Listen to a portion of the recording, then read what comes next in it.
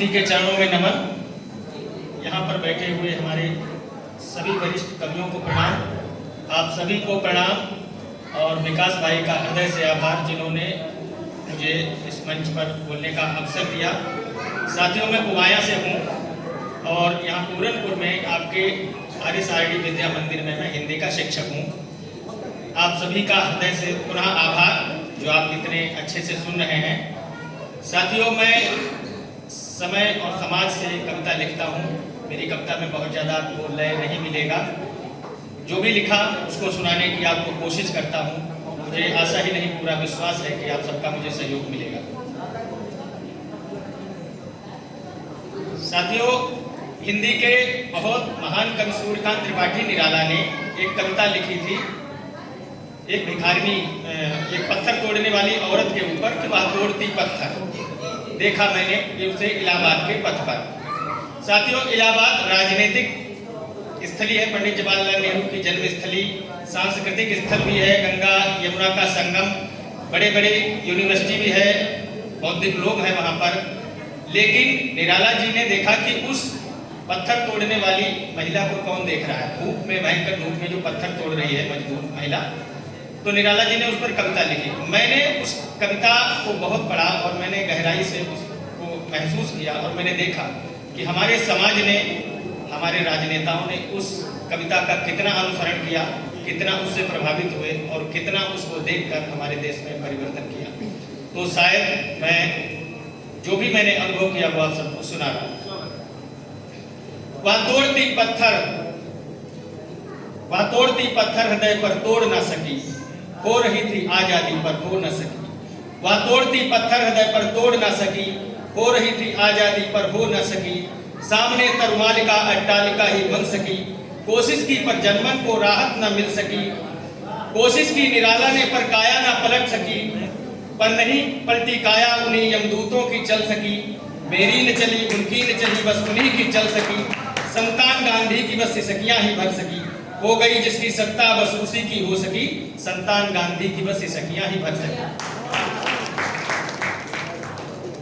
एक दूसरी कविता, कभी कभी क्या होता है कि हम अन्याय को देखते हैं लेकिन हम सम्मान में या अतिबौद्धिकता से कुछ बोल नहीं पाते और मजबूरन होकर विवश हो जाते हैं। इसी भाव को दृष्टिगत रखते हुए मैंने एक कविता लिखी। मजबूर हूँ इस जिंदगी के सपनों से, इन प्रियजनों से, अपनों से। मजबूर हूँ इन बंधनों से, सपनों से, आलस्य की आदतों से, इन ग्रंथों और पुस्तकों से। मजबूर हूँ इन कड़े वचनों से, अश्लील साहित्य से, इन्हीं झूठे भाषणों से, इस अज्ञानता से। मजबूर हूँ इन चुगलखोरों से, इन डींग हाँकने वालों से, मुंह के उजले लोगों से, दिल के काले लोगों से और इन सब पर अपने क्रोध से। मजबूर हूँ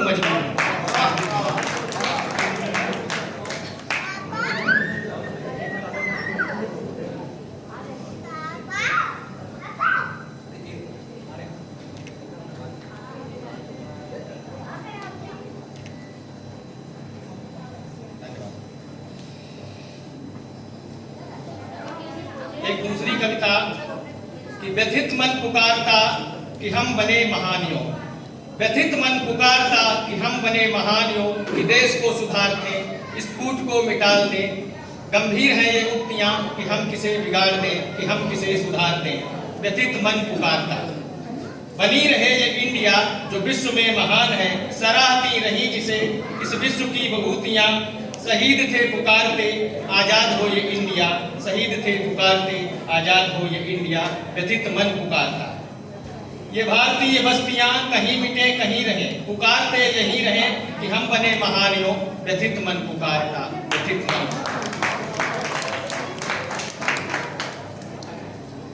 इसी क्रम में कुछ एक दो पंक्तियां और, उसके बाद मैं अपना स्थान लूंगा।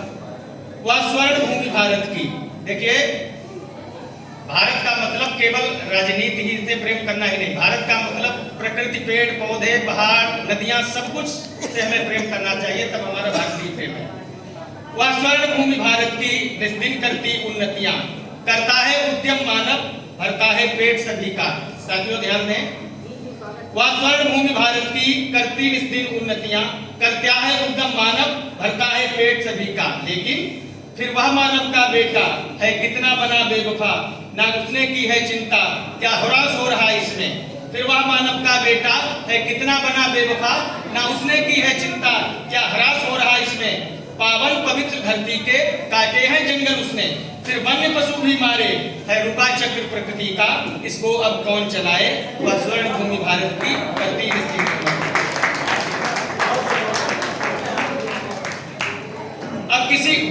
अब करे इसी में उन्नति, इसको हम खूब सजाएं।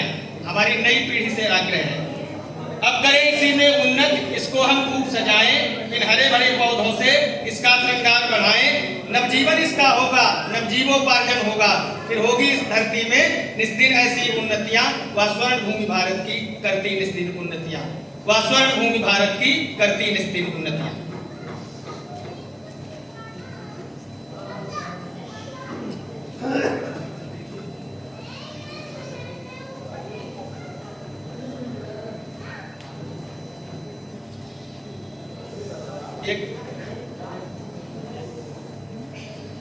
आज के समय में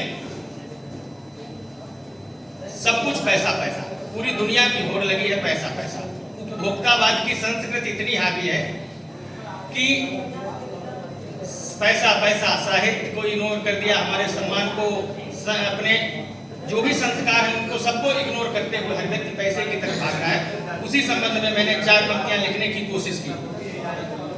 भाइयों के प्यार में दीवार बन रहा है पैसा, भाइयों के प्यार में दीवार बन रहा है पैसा, कार मोटर के धुएं सा उड़ रहा है आज पैसा, बन गया है सभी लोगों के गले का हार पैसा, घूमती है वह भिखारी मिल ही जाए आज पैसा, मान और अपमान की जगहों पे आया आज पैसा, अध खुले अंग के तन को मिल न पाया आज पैसा।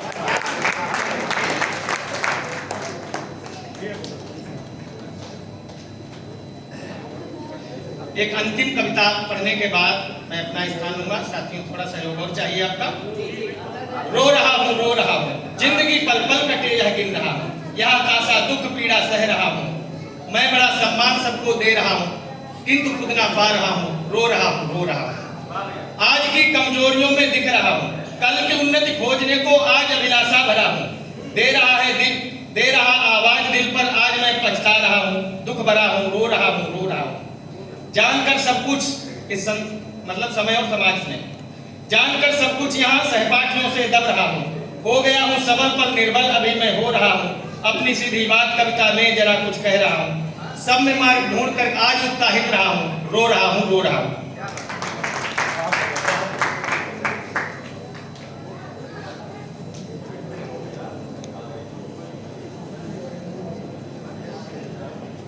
और 2 पंक्तियां विकास भाई के लिए कहते हुए, तेरी चाहत का सिलसिला भी अजब दास्तां है, तेरी चाहत का सिलसिला भी अजब दास्तां है, खो दिया है किसी ने घर तो पाया है किसी ने, मुझे अपने मिलन का एहसास हो न पाया, किया एहसास पहले से पाया उसी ने।